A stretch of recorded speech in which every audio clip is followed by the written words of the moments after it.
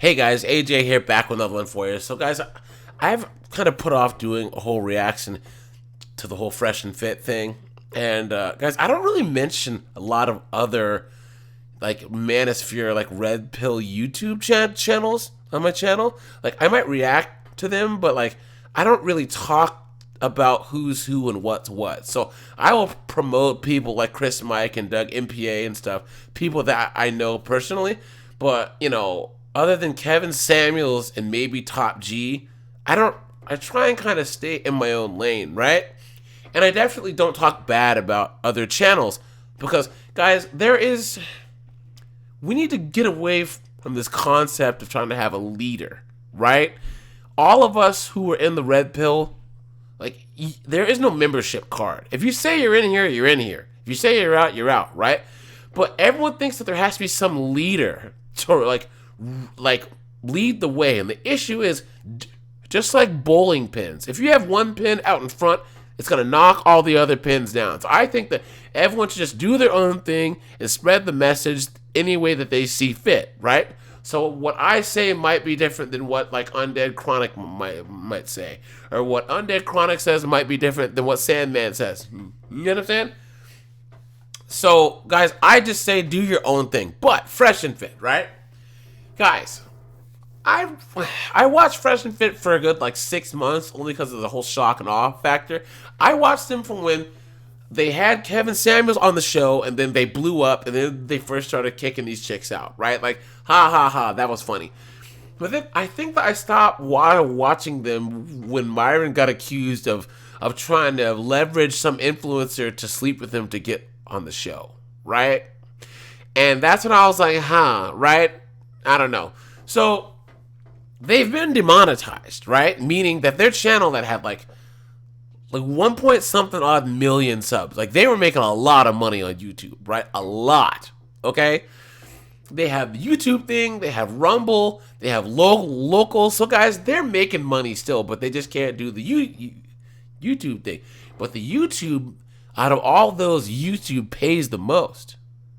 And people can say they fumbled the bag or whatever this term is, but all in all, I honestly think that people forget that YouTube is a private forum. It's not public. So we talk about free speech. But guys, what YouTube says goes, unfortunately.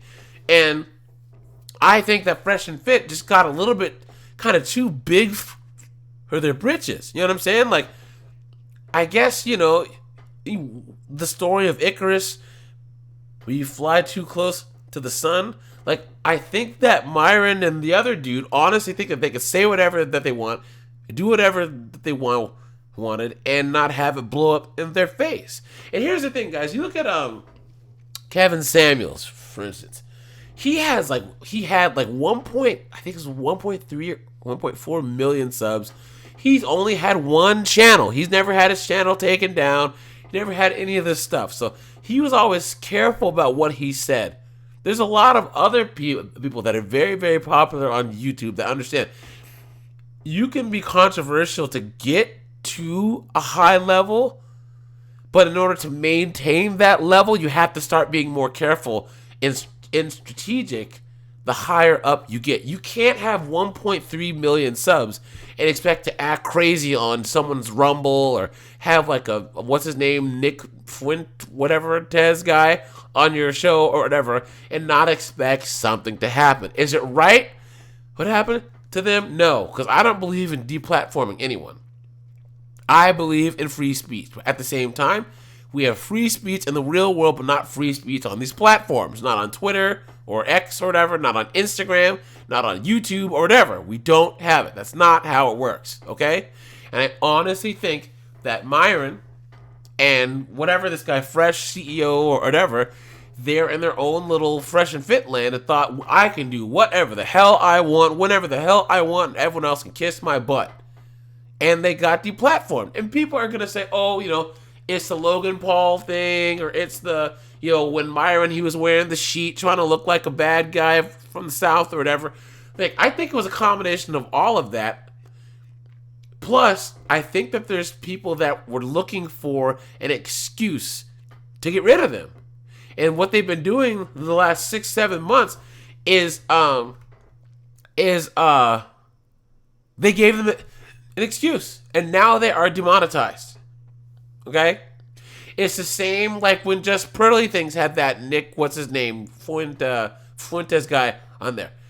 People have been looking for a reason to take her down, right? And she gave it to him, and she had a lot of headache for it, guys. This is a lesson in life in general. The more successful you are, guys, the more strategic you have to be. If you are a basketball player in high school, you got to move differently than if you're a D1 player in college. If you're an NBA player, you got to move differently than a D1 basketball player in college. That's just how it works.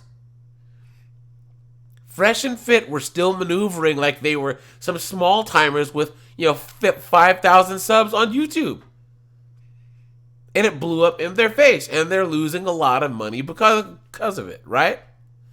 Guys, you have to be strategic. You have to understand what you're doing and understand the possible repercussions. Guys, I don't know if they'll ever get their monetization back, right? And even if you think about this, Just Pearly Things learned the same way. That Nick, what is his name? Nick Fuentes or whatever? He has nothing to lose. He's already been deplatformed. So why would you have that guy on your show who has nothing to lose when you have a bunch to lose? It's just not strategic, right? Why would Fresh and Fit have people like Sneeko and that Nick guy who've been deplatformed almost off of everything when they have something to lose? You are who you associate with. I don't believe that it was the right thing to do, guys, but it happened, and I don't know what they're gonna do. But Myron crying, on a video was not the smartest move. So, guys, we'll see where this goes. I hope that they can get some type of, I don't know. I don't think that they will get any resolution with YouTube because they've been on thin ice for a long, long time. But hopefully, their Rumble and their locals and anything else that they try and do works, because they get the message out there. So, guys, let me know what you think. Do you even watch Fresh and Fit? I think that a lot of us are a little bit older in age, and their age brackets, like guys that are 16 to like 22, that are like, Myron kicked this girl out. It was awesome, dude. You know what I'm saying? Whereas a lot of us are older guys. I'm in my 40s, man. So, like, I think the only thing that irks me more than Fresh and Fit's format is that whatever podcast or whatever, you know what I'm saying?